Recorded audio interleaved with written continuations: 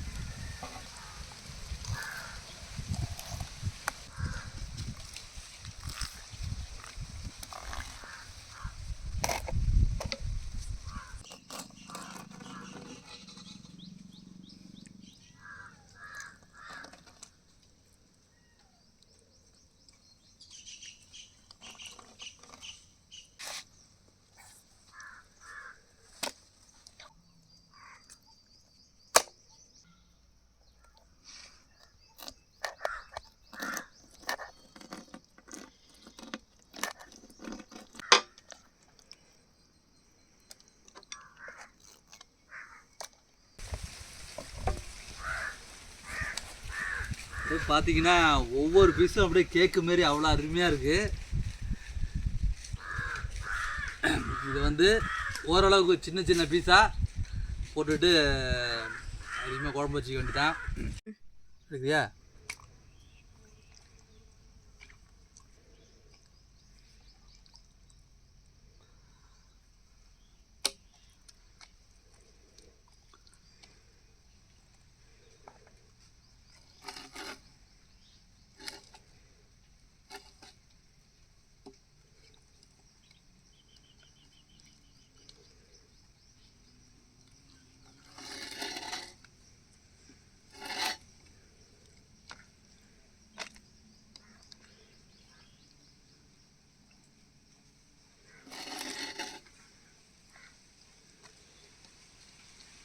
கிட்ட கொண்டு வாத்தி கிட்ட கொண்டு காட்டு.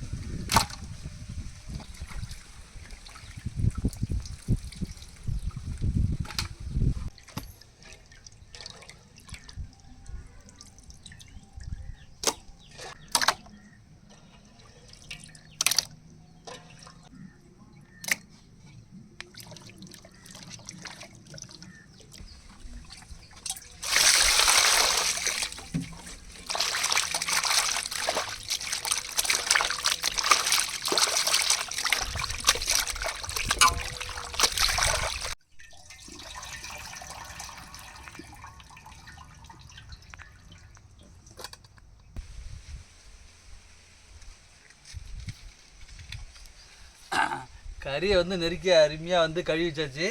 இதுக்கப்புறம் பத்தடிச்சு பட்டு பட்டு பட்டுன்னு சமைக்க ஆரம்பிச்சிடலாம்.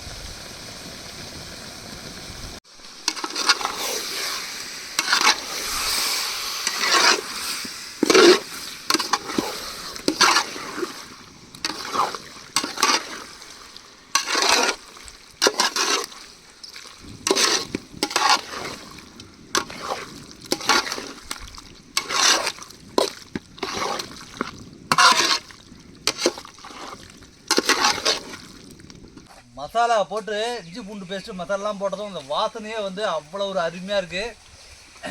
சூப்பராக இருக்கும் போல அன்றைக்கி. ஈரலை வந்து அப்படியே லேசாக சவுக்கு சவுக்குன்னு மண் மாரி தான் இருக்கும்.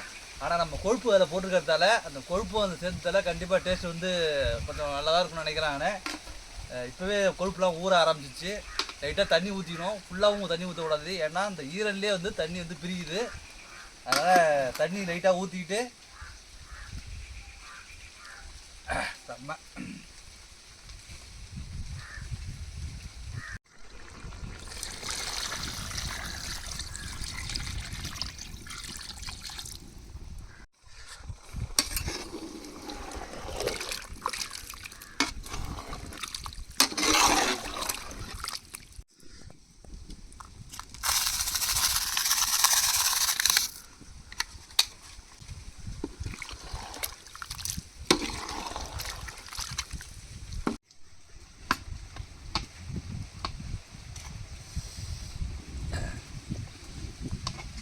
குழம்பு வந்து நல்லா சூடாகி கொதிக்க ஆரம்பிச்சிச்சுனாக்க நெய் அருமையாக பிரிஞ்சு நிற்கும் போல். அதையும் நான் உங்கள்கிட்ட காமிக்கிறேன். இப்போவே லேசாக நெய் பிரியுது. சரி, உப்பு,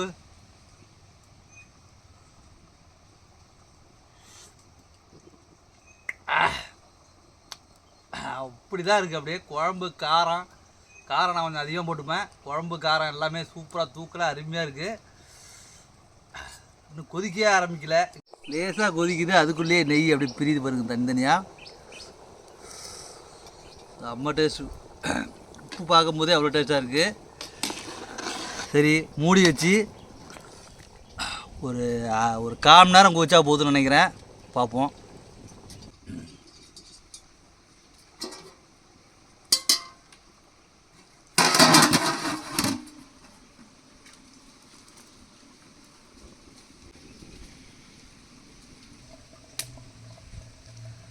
ஹாய் சித்து, அங்கே பாரு.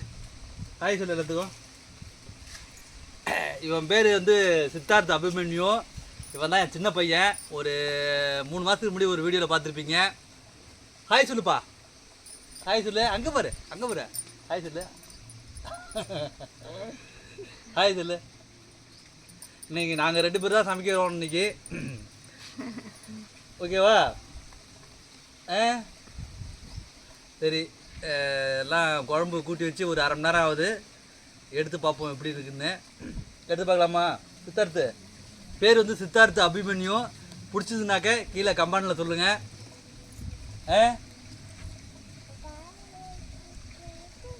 சரி சரி. பெரிய பையன் பேர் யோகமுத்திரன். ஏற்கனவே அவன் தெரியும். அவனை இவனையும் பார்த்துருப்பீங்க. விரைவில் இவனும் அவங்க கூட சேர்ந்து சமைப்பான். சமைப்பியா நீயும்? பாப்பமா.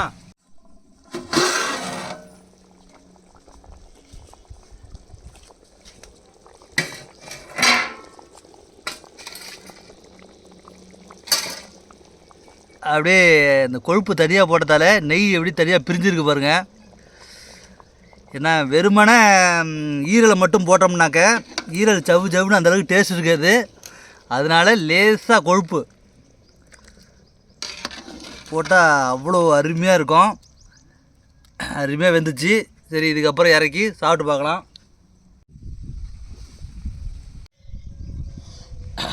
வாசனை வந்து அவ்வளோ சூப்பராக இருக்குது. இதை வந்து சாப்பாட்டில் போட்டு சாப்பிட்டா டேஸ்ட் எப்படி இருக்குன்னு பார்க்கலாம் வாங்க.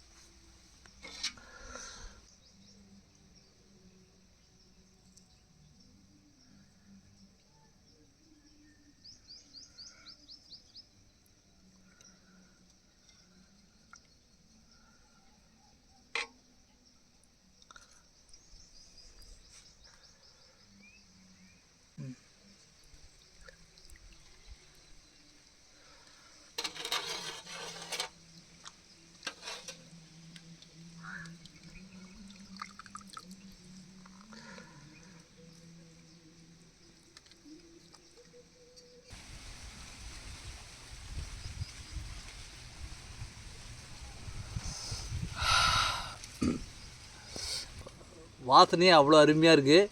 அவ்வளோ வாசனை. சரி, இப்போ சாப்பாடில் சாப்பிடாம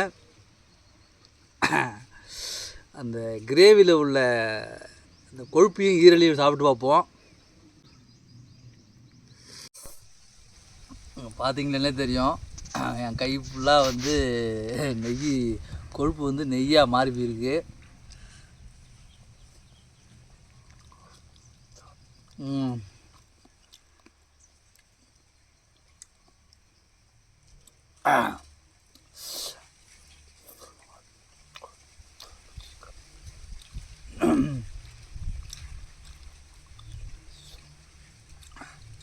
இதோட டேஸ்ட்டு வந்து சொல்கிறதுக்கு வார்த்தை இல்லை.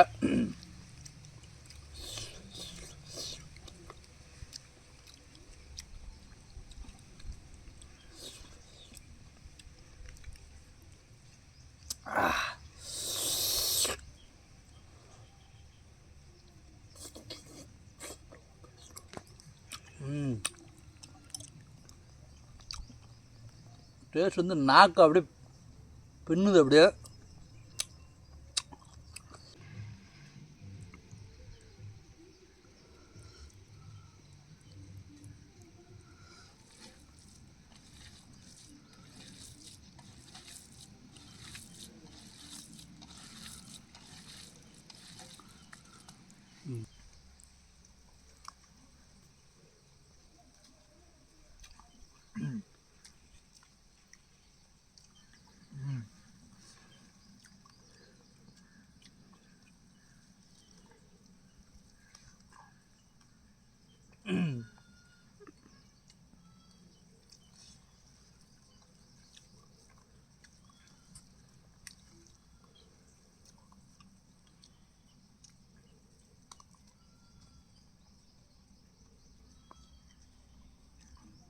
சாப்பாடோட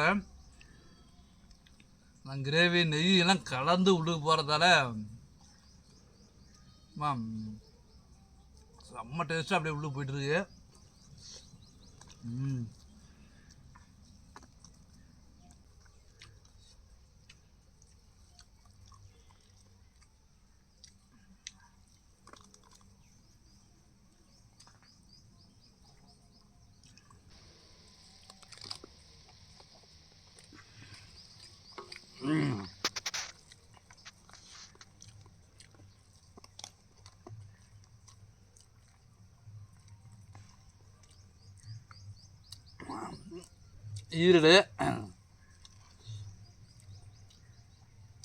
ஈரல் வந்து அதிகமாக சாப்பிட்டதில்ல, நான் சாப்பிட்டு வைப்போம்.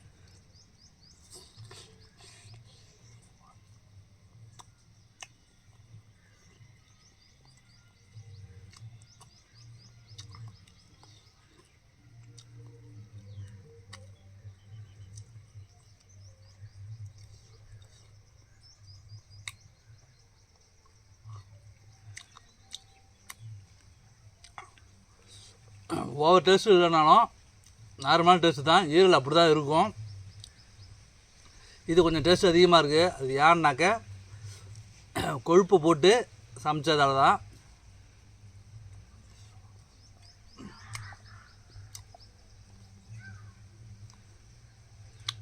ரொம்ப எனர்ஜி அதிகமாக தரும் ஈரல் வந்து.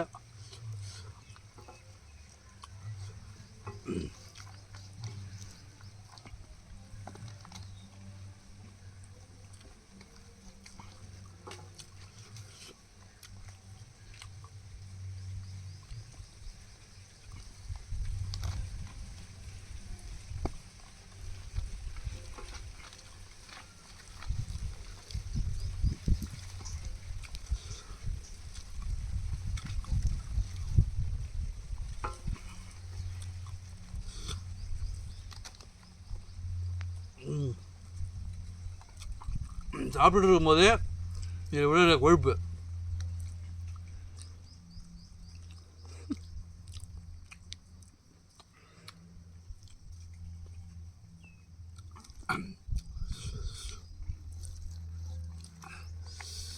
இதுவே கறியாக வாங்கி எலும்போட இந்த கொழுப்பு போட்டு சாப்பிட்டோம்னா டேஸ்ட்டு பயங்கரமாக இருக்கும். பரவாயில்ல, இது ஓரளவுக்கு தான் டேஸ்ட்டு. ஏன்னா ஈரல் இப்படி தான் இருக்கும்.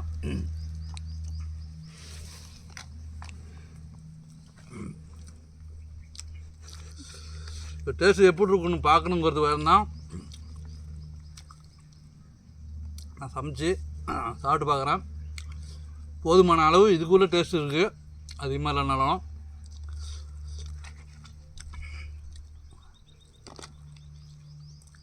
உங்களுக்கு சாப்பிட்ணும் அப்படின்னு தோணுச்சுன்னா கண்டிப்பாக கொழுப்பு சேர்த்துக்குங்க. கொழுப்பு இல்லைன்னா அந்தளவுக்கு நீங்கள் டேஸ்ட்டை வந்து உணர முடியாது.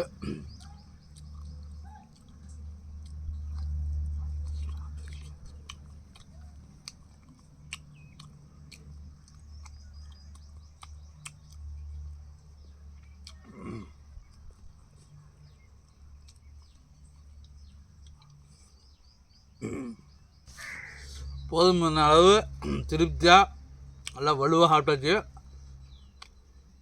மறுபடியும் அடுத்த வீடியோவில் பார்க்கலாம். எப்பவுமே